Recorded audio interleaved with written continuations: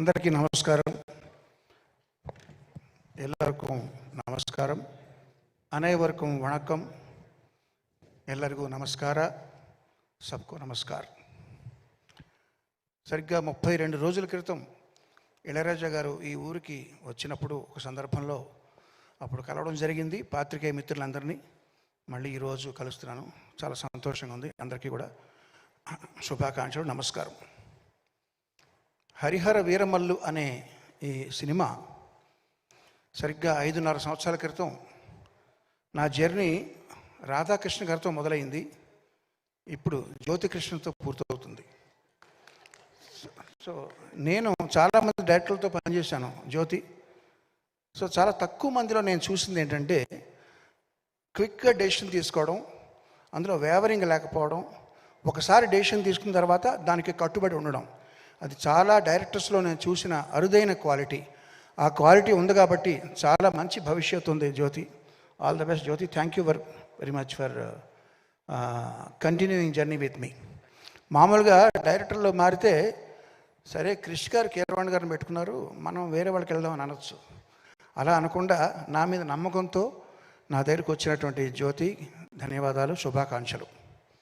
ఈ పోస్ట్ ప్రొడక్షన్కి సమీపించే కొద్దీ కూడా పాపం తను అన్ని పనులు ఒకడే, అటు ఎడిటింగ్ కానీ, ఇటు గ్రాఫిక్స్ కానీ, మ్యూజిక్ కానీ అన్నీ తనే చూసుకుంటూ నిద్రాహారాలు మానేసి పనిచేయడం నాకు తెలుసు ప్రత్యక్షంగా.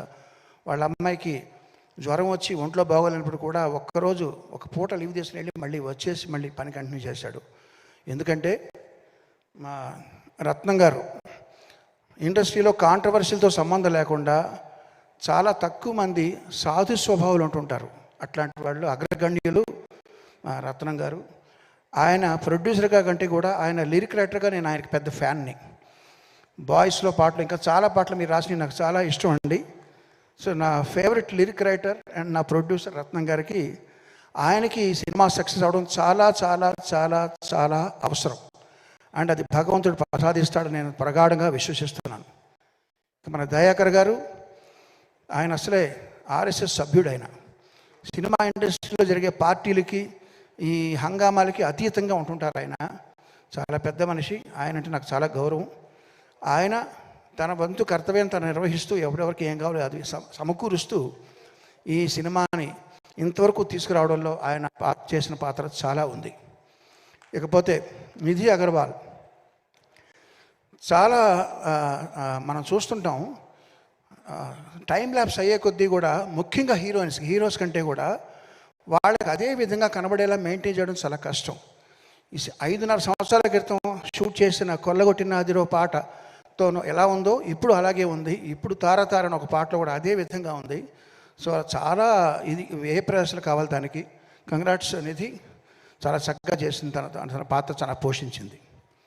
ఇక ఈ పాటతో ఫస్ట్ టైం నేను అసోసియేట్ అవుతున్నది రాంబాబు గోసాల గారు. ఒక మంచి లిరిసిస్ట్ని ఇంకొక లిరిసిస్ట్ నాకు పరిచయం చేశాడు జ్యోతి. థ్యాంక్ యూ జ్యోతి.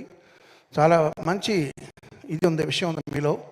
అలాగే వరదరాజు గారు, మిగతా లిరిసిస్ట్ అందులో కూడా వారికి నా ప్రత్యేక ధన్యవాదాలు. ఒక 2 వ్యక్తులు ఉన్నారండి, ఏఆర్ రెహమాన్, ఆది. వాళ్ళలో స్పెషాలిటీ ఏంటంటే ఇట్లాంటి ఆవేశపూరితమైన పాటలు బాగా రావాలంటే కోరస్ పాత్ర చాలా ప్రధానం. ఇందులో మీరు గమనించారో లేదో, సోలో వాయిస్ లేదు, మొత్తం అంతా కోరసే పాడారు. ఇదివరకు మేము ఒక పాట ఎస్పి బాలు, చిత్ర అని ఇచ్చేవాళ్ళం క్రెడిట్స్. అలా కాకుండా వాళ్ళు కూడా టాలెంట్ ఉందని గుర్తించి వాళ్ళకు కూడా పేర్లు రావాలి ఆల్బంలో అని మొట్టమొదటిసారి ప్రయోగం చేసి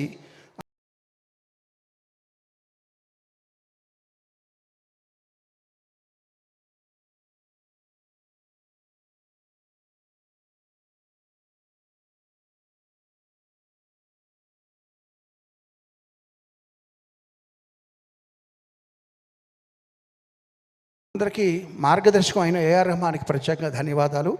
ఆ రీతిలో ఇక్కడ పాడిన సింగర్లు అందరూ కూడా ఒక్కొక్కళ్ళు సోలో పాడగలిగిన కెపాసిటీ ఉన్న వాళ్ళందరూ కలిసి వాళ్ళ శక్తిని ఇచ్చారు ఈ పాటకి.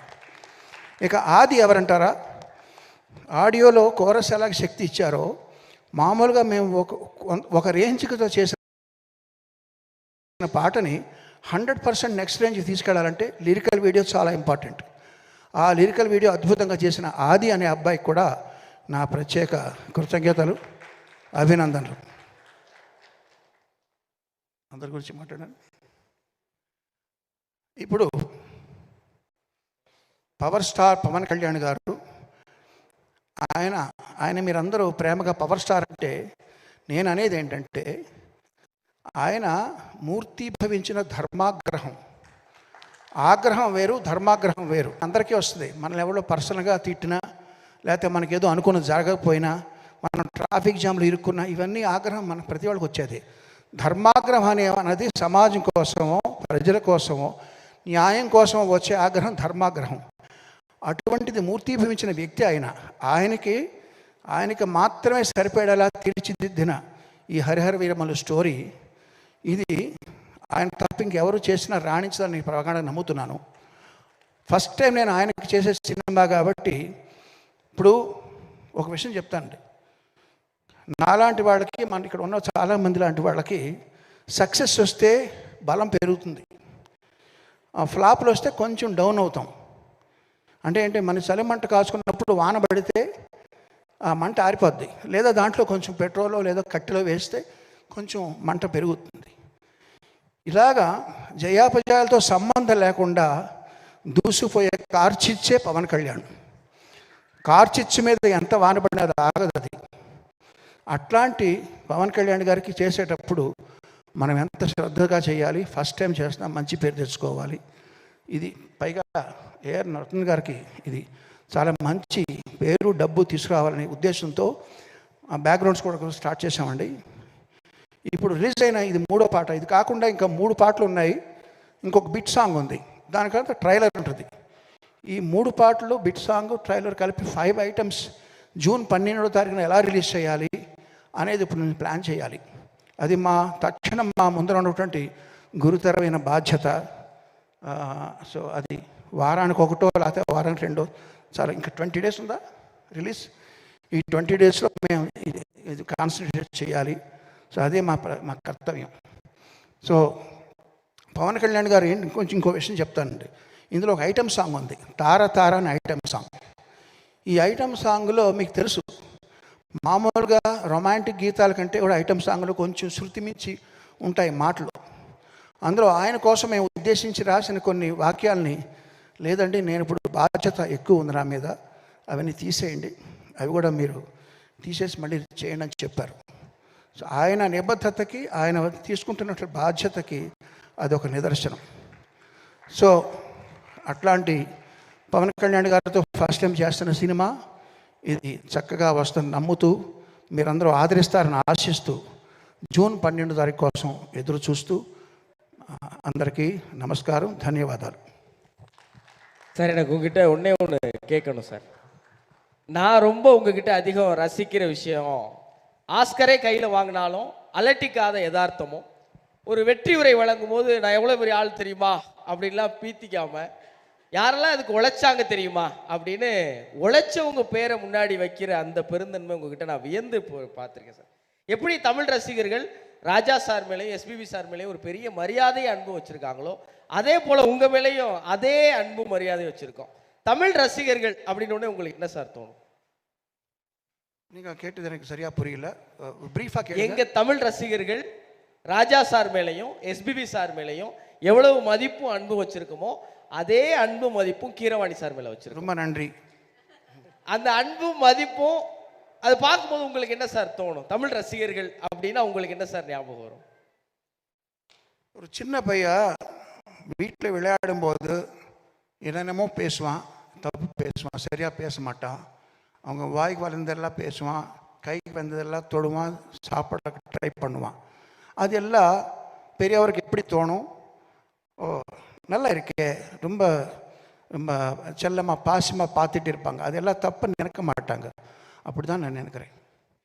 இந்த யதார்த்தமும் எளிமையும் தான் சார் உங்கள் மேலே எப்போதும் நாங்கள் அதிகமாக அன்பு நேசம் வச்சிருக்கிறது காரணம். நன்றி సార్. ரொம்ப நன்றி. చివరిగా ఒక మాట చెప్తానండి. అభ్యుదయ కవి నగ్నముని గారు చెప్పినట్టుగా ఉప్పు ఏ భాషలో అయినా ఉప్పగానే ఉంటుంది అన్నారు ఆయన. సో ఈ ధర్మరక్షణ కోసం పవన్ కళ్యాణ్ గారి పాత్ర ఏదైతే ఉందో ఈ సినిమాలో హరిహర వీరమల్లు అనే చేసే పోరాటం కూడా అన్ని వర్గాల వారిని ఒకే రకంగా అలరిస్తుందన్న ప్రగాఢ విశ్వాసం. అందరికీ శుభోదయం, నమస్కారం. థ్యాంక్ యూ కీరవాణి గారు, thank you so much. So పాటని సెలబ్రేట్ చేసుకోండి. సినిమా June 12th వస్తుంది. Save the date, Harihara Veeramallu. So thank you so much team అందరికీ కూడా.